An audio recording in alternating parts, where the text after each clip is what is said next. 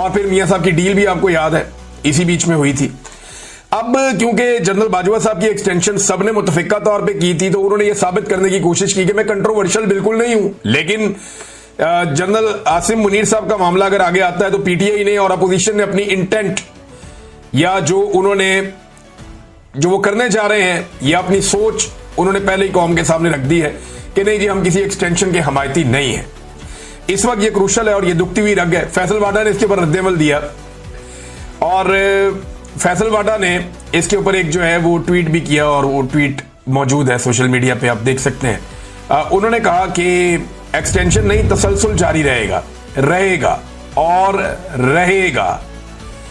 तो उन्होंने कहा कि किसी में दम है तो तसलसल रोक कर दिखाए, पाकिस्तान की तरक्की का यह सफर इंशाअल्लाह जारी रहेगा। अच्छा, ये अब तसलसल किसे कहते हैं? एक्चुअली ये जो अभी सारा आपका एक हाइब्रिड सिस्टम चल रहा है, इसी का तसलसल चाहते हैं। और ये जो हाइब्रिड निजाम है, जिसको वजीर दिफा खुद कहते हैं कि एक दोगला निजाम पाकिस्तान में चल रहा है, हम तो नाम के हुक्मरान है। और राना सनाउल्लाह साहब कहते हैं कि इख्तियार तो जो है वो मोहसिन नकवी के पास है। शुक्र है उन्होंने ये नहीं कह दिया कि वो वजीर आजम बनना चाहते हैं। आजकल ये भी खबरें आ रही है कि आने वाले वक्त में शायद उन्हें वजीर आजम बना दिया जाए और ये सारा काम भी इन रवायती पॉलिटिकल पार्टी से करवा दिया जाएगा। जैसे मुशर्रफ ने शौकत अजीज को लाकर वजीर आजम बना दिया था, तो कोई मसला नहीं है। जब आर्मी चीफ ये चाहेगा, फील्ड मार्शल, और उसके बाद इख्तियार होगा और वो उनको उनकी मर्जी की चीज मिल जाएगी, ताकत उनके हाथ में आ जाए, तो वो कुछ भी कर सकते हैं। बहरहाल सेनेटर फैसल वादा ने कहा कि एक्सटेंशन नहीं, तसलसल जारी रहेगा। तसलसल का मतलब क्या है? यानी वो इसको एक्सटेंशन नहीं कह रहे कि एक और एक्सटेंशन शायद ना हो, लेकिन तसलसल का मतलब है जो सवाल हमने पिछले वीलॉग में उठाया कि क्या नई तकरीरी दोबारा से एक्सटेंशन मिलेगी और आर्मी चीफ जो है वो आगे बढ़ेंगे, यानी एक्सटेंशन मिल गई और 5 साल आगे बढ़ेंगे। तसलसल का मतलब यह है कि 3 साल पिछले और 2 साल अगले, यानी जो हुकूमत ने कानून एक बनाया कि अब हम आर्मी चीफ को और सर्विसेज चीफ्स को 5 साल तक रखेंगे, वो इंप्लीमेंट माजी से हो जाएगा। शायद फैसल वाडा साहब वो बात कर रहे हैं।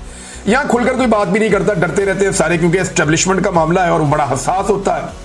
लेकिन तरक्की का सफर जिसकी फैसल वाडा साहब बात कर रहे हैं, तो आर्मी चीफ का जो वाहिद प्रोजेक्ट, जो पाकिस्तान का सबसे बड़ा प्रोजेक्ट है, जिसके ऊपर अरबों रुपए खर्च हुए, उनके इश्तिहारात पे, उसके प्रोग्राम्स के ऊपर, गैर मुल्की दौरों के ऊपर, लोगों को बुलाने और उनको इंटरटेन करने के ऊपर, जेनेटरी बीच नाम का एक आदमी आया, सऊदी अरब के वफद आए, बाकी ममालिक के वफूद आए। तो ये एक पूरा प्रोसीजर है जिसको कहा जाता है कि बड़ी कोशिश की गई कि SIFC कामयाब हो जाए। तो SIFC जो है वो एक सफेद हाथी में कन्वर्ट हो गया। अरबों रुपया इसके ऊपर लगा दिया, इसकी मशहूरी पे लगा दिया, इसकी प्रमोशन पे लगा दिया, इसको कामयाब बनाने के ऊपर अरबों रुपया झोंक दिया गया कौम का। लेकिन SIFC से आपको हासिल क्या हुआ? कुछ भी हासिल ना हो सका। दावा यह किया गया था जब आर्मी चीफ ने इसकी बुनियाद रखी और इसके जितने भी सेगमेंट्स हैं अलग अलग, उन तमाम के ऊपर मिलिट्री अफसरान को बाकायदा, कुछ सर्विंग और कुछ रिटायर, उनको जिम्मेदारियां दी गई थी कि SIFC को पूरी तरह से फौज का इदारा, चाहे वो रिटायर लोग हैं चाहे वो सर्विंग लोग हैं, वो इसको हेड करेंगे और कंट्रोल करेंगे। अब इसमें खुद आर्मी चीफ शामिल है, जो मेन लोग हैं उनके अंदर, और ये उनका ब्रेन चाइल्ड है। तो उन्हें लगा कि फौज जब सारी मिलकर बैठेगी और मिलकर हम करेंगे, तो इस हुकूमत के साथ मिलकर हम बहुत बड़ी कामयाबी हासिल करेंगे। जो इब्तदाई एक तखमीना और अंदाजा था, वो ये कहा गया था कि फौरी तौर पे $100 अरब की इन्वेस्टमेंट पाकिस्तान में आ जाएगी। $100 अरब दावा किया गया फौरी तौर पे पाकिस्तान में आ जाएंगे।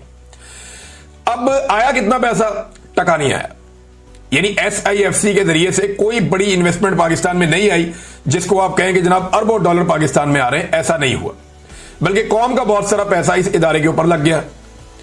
अच्छा, जो माजी से पाकिस्तान में प्रोजेक्ट चल रहे थे, जैसे कि मादनियात के हैं, गैर मुल्की कंपनियां काम कर रही हैं, ज़राअत के हैं, दीगर चीजों के, एहसियात के हैं, वो SIFC के साथ जोड़ के उनकी माजी की कारकर्दगी को इसकी खाते में डालने की कोशिश की गई। तो एक ऐसी अजीब पाकिस्तान में इस वक्त मनहूसत चल रही है, क्योंकि जाली हुकूमत है, जाली निजाम है, जबर है, फसाइयत है, जुल्म है, निजाम इंसाफ तबाह हो गया है, लिहाजा वो एक नहूसत है। उसकी वजह से तमाम इदारे डिक्लाइन हो रहे हैं। तो वहां पे भी SIFC को कोई काबिल जिक्र कामयाबी नहीं हुई। जेनेटरी बीच के बारे में कहा गया जनाब कि ये बहुत बड़ी इन्वेस्टमेंट लाएंगे, वो नहीं आई।